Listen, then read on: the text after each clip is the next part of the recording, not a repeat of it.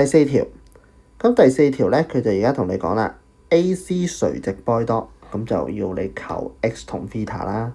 咁即係好明顯，其實係要做兩次啦，係咪？好，咁我哋首先望一望啦。嗱，邊啲資料齊啲咧？呢邊係咪？呢度得一個未知數，呢度有兩個未知數。咁我哋當然先做咗上面先啦，係咪？因為你上面未知數數量少啲啊嘛，係咪？再三個人 A boy dot，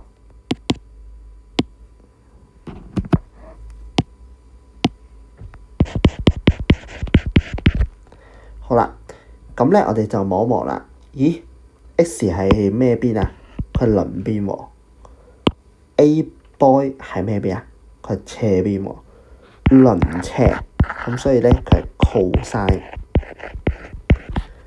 好啦，咁你將佢乘過去啦，8 cosine 30啦，cosine 30。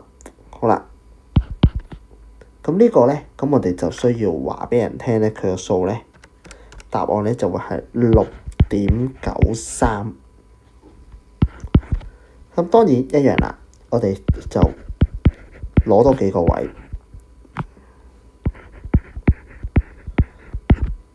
得唔得？好啦，咁我哋完成咗第一部分喎。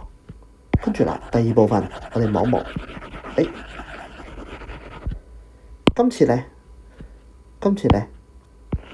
X 咧佢係對邊，11咧佢直角對住啊嘛，所以佢係斜邊。對斜咧，咁就係 sin 喎，得唔得？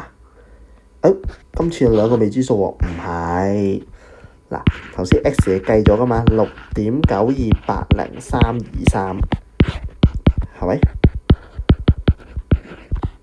好啦，咁你將呢個數除以11，然後計角度，我哋 shift sin 噶嘛，係咪？咁我哋咧就會做到個角度咧，就係39.0。嗱，記得啦，3位有效數字係要攞埋個0㗎。